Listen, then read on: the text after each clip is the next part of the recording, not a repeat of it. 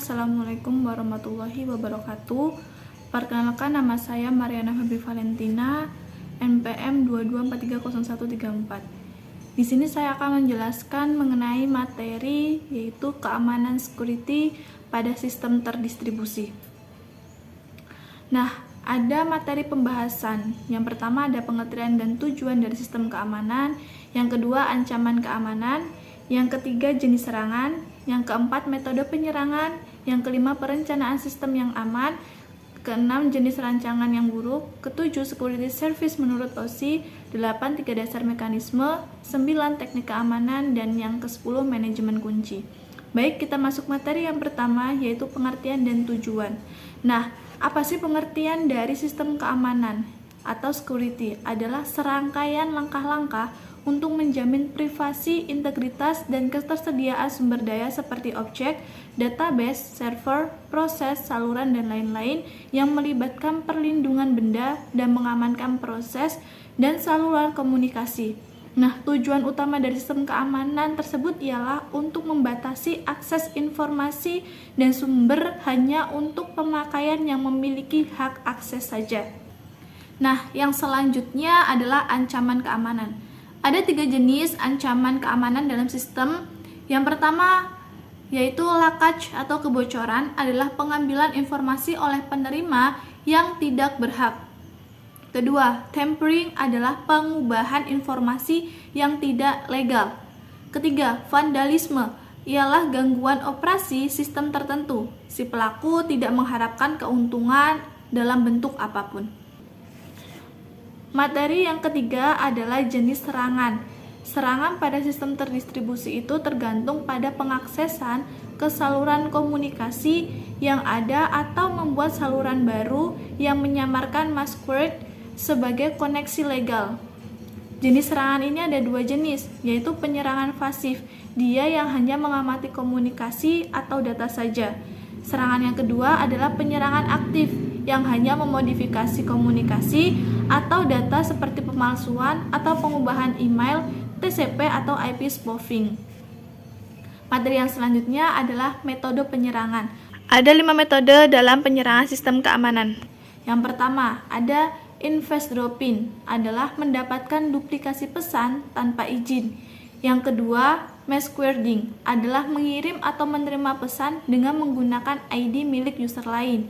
Yang ketiga, message tampering, ialah yang menangkap pesan dan mengubah isinya sebelum dilanjutkan ke penerima yang sebenarnya.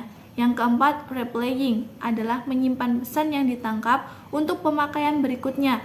Dan yang terakhir adalah denial of service. Metode ini akan membanjiri saluran dengan pesan yang bertujuan untuk menggagalkan pengaksesan oleh user lain. Materi selanjutnya adalah perencanaan sistem yang aman. Tujuan dari perencanaan sistem yang aman apa sih? Yaitu untuk mencegah semua serangan yang saat ini diketahui ataupun yang akan datang dengan cara yang pertama, rancangan mengikuti standar yang ada.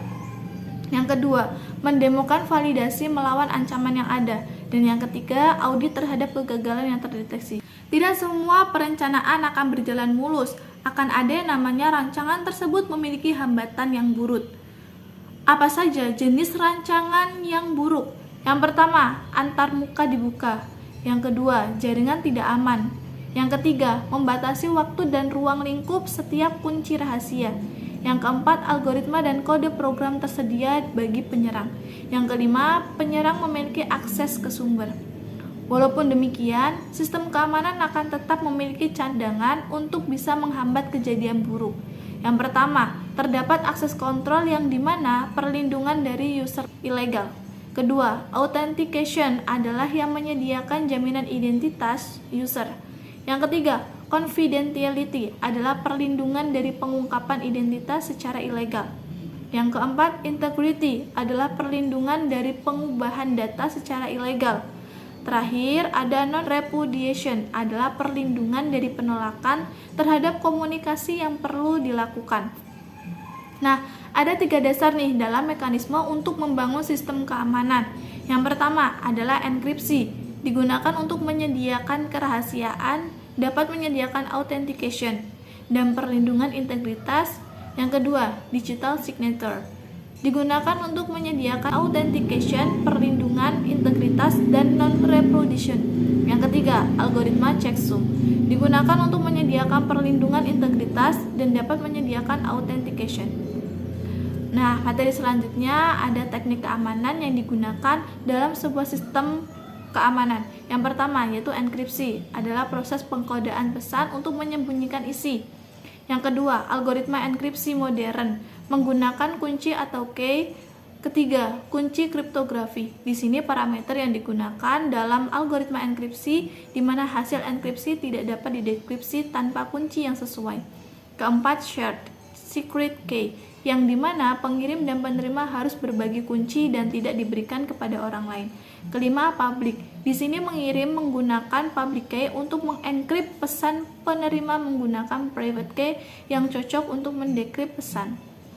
Yang terakhir adalah bagaimana manajemen dalam keamanan tersebut. Ada dua jenis manajemen kunci. Yang pertama ada short term session key, disebut juga dengan ephemeral key, secara umum dibuat secara otomatis dan tidak tampak digunakan untuk satu pesan atau session dan dibuang. Yang kedua ada long term keys, di mana akan dihasilkan secara eksplisit oleh user. Long term key digunakan untuk dua tujuan. Yang pertama, authentication termasuk kontrol akses, integritas, dan non-reproduction. Yang kedua, confidentiality atau enkripsi, membuat session key melindungi data yang tersimpan. Nah, ini dia gambaran sederhana dari enkripsi atau kunci dari sistem keamanan. Di sini ada kunci. Kunci ini adalah awal sebagai sistem keamanannya. Ada teks terang adalah data inputan awal sebelum dia dienkripsikan atau dikunci.